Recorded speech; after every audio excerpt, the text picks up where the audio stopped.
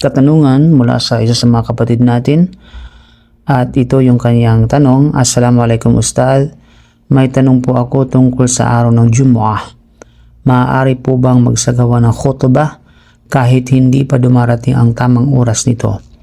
Meron po bang malinaw at matibay na patunay mula sa hadith o sa mga scholar hinggil sa bagay na ito?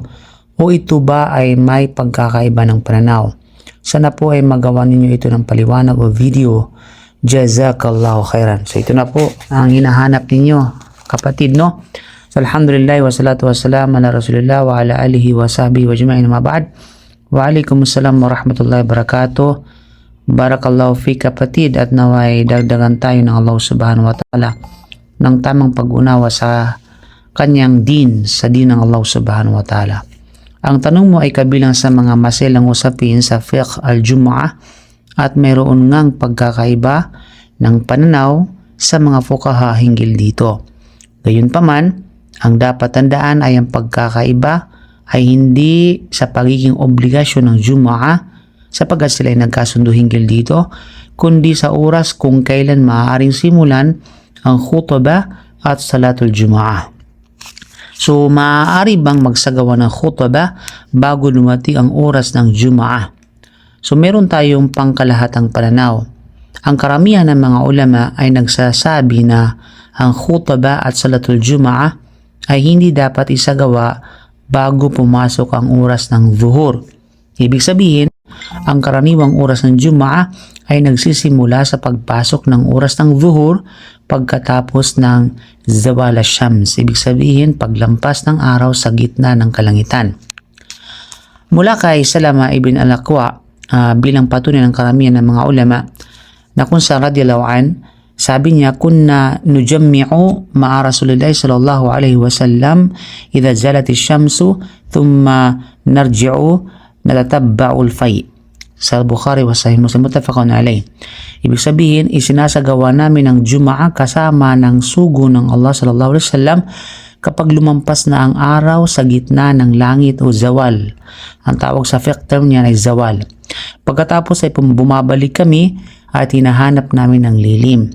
So ito ang isa sa pinakamalinaw na patunay na ang Jumu'ah ng Propeta sallam ay karaniwang isinasagawa pagkatapos pumasok ang oras ng zuhur. Mula rin kay Anas bin Malik radiyallahu an, na sinabi niya, kana Nabi sallallahu alaihi wasallam yusalli al-jum'ata hina tamilu shams, Sahih al-Bukhari. Ang ibig sabihin, ang Propeta sallam ay nagsasagawa ng Jumu'ah kapag nagsisimula ng lumihis ang araw pagkatapos ng zawal. So, mayroon bang ibang pananaw? Ang kasagutan, yes, tama. May ilang mga ulama mula sa madhab ng Hanabila na nagpapahintulot ng Jumu'ah bago ang zawal sa ilang pagkakataon. Isa sa kanilang mga patunay ay ang ulat mula kay Jabir bin Abdullah radiyallahu an na sinabi, kunna nusalli ma'a Rasulillahi sallallahu alaihi wasallam al-Jumu'ata thumma nansarifu walaysa lil hitani fay'un nastadhillu bih. Sahih Muslim. Nagsasagawa kami ng Jumu'ah kasama ng Propeta Muhammad sallam. Pagkatapos ay umalis kami samantalang wala pang lilim na mga pader na masisulungan namin. So mula rito, mailan sa mga Hanbali scholars na nagsabing maaaring may mga pagkakataong isinasagawa ang Jumu'ah bago ganap na pumasok talaga ang zawal. So ano ang mas malakas na pananaw sa usapin na ito? Ang pinili ng karamihan ng mga fuqaha o majority, mga jumhur al-fuqaha, mga Hanafiya, mga Malikiya, mga Shafi'iyya at karamihan ng mga Hanabila ay hindi dapat isagawa ang Jumu'ah bago pumasok ang oras ng zuhur. Ito rin ang pinili ng maraming contemporary scholars, no? Mga mu'asirin, contemporary ulama. Si Sheikh bin Baz rahimahullah nagsabi, ang mas ligtas at mas malakas sa pananaw ay ang pagsasagawa ng Jumu'ah pagkatapos ng zawal, sapagkat ito ang pinakakaraniwang gawain ng Propeta Muhammad sallallahu alaihi wasallam.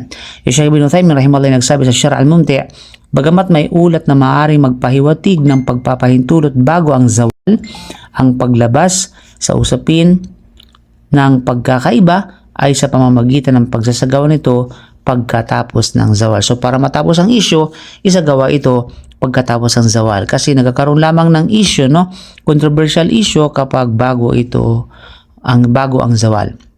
So paano kung ang khutbah ay nagsimula bago ang zawal ngunit ang sala ay isinagawa pagkatapos nito? Pwede isa sa mga katanungan yan. Ito ay ibang usapin. Ito ay ibang tinatawag na isyo. Maraming mga fuqaha o jurists ang nagpahintulot na magsimula ang khutbah ng bahagya bago ang zawal, ngunit ang mismong salatul Jum'ah ay maisagawa pagkatapos pumasok ang oras ng duhur o zawal. Lalo na kung ang layunin ay organisasyon at paghahanda.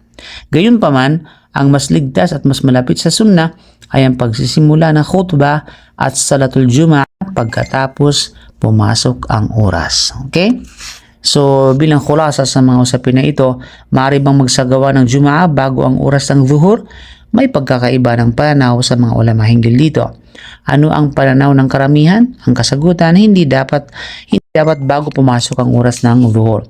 Ano ang pangunahing dalil? Mga hadith ni na Salama ibn Aqwa at Anas bin Malik radhiyallahu anhuma. May nagpahintulot ba bago ang zawal? Oo, ilang Hanbali scholars. Ano ang mas ligtas at mas palapit sa sunnah? Ang khutbah at Jum'ah ay pagkatapos ng zawal at pagpasok ng oras ng zuhur. Okay? Kung kaya tandaan, ang Jum'ah ay isa sa pinakadakilang mga simbolo ng Islam o sha'air al-Islam, kaya narapat na ito ay isagawa sa paraang pinakamalapit sa gawain ng Propeta sallam at ng kanyang mga sahaba. Kaya sinabi ng Allah, Ya ayyuhalladhina amanu, idha nudiya lis-salati min yawmil Jum'ah, fas'au ila dhikrillah. Suratul Jum'ah. O kayo mga sumasampalataya, kapag tinawag na para sa sala sa araw ng Jum'ah, magmadali kayo tungo sa pag-alaala sa Allah. Okay, so bilang conclusion, may umiiral na pagkakaiba ng pananaw sa mga fuqaha tungkol sa pagsasagawa ng Jum'ah bago ang zawal, subalit ang pinakamalakas, pinakaligtas at pananaw ng karamihan ng mga scholar ay ang pagsasagawa ng khutbah at salatul Jum'ah pagkatapos pumasok ang oras ng zuhur, sapagkat ito ang mas malinaw na napatunayan mula sa sunnah ng Propeta Muhammad sallallahu alaihi wasallam. So Allahu a'lam bishawab.